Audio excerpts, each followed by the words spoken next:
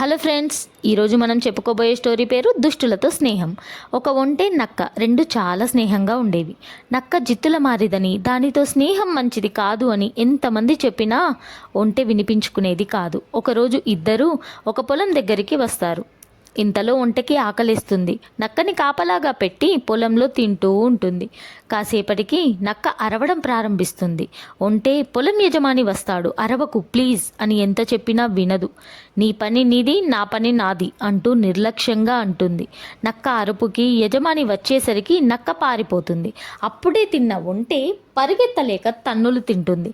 కాసేపు అయ్యాక వచ్చిన నక్క, నన్ను క్షమించు, నేను నా ఉత్సాహాన్ని ఆపుకోలేకపోయాను అని అంటుంది వచ్చే నవ్వుని ఆపుకుంటూ. దాంతో ఒంటె పర్లేదులే పద వెళ్దాం అంటుంది.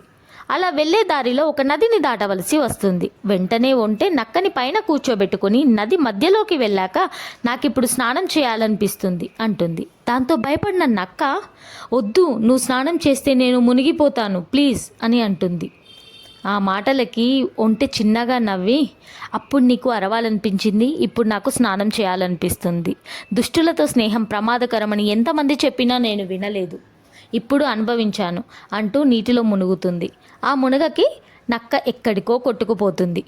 సో ఫ్రెండ్స్, దుష్టులతో స్నేహం ఎప్పటికైనా ప్రమాదమే. So be careful.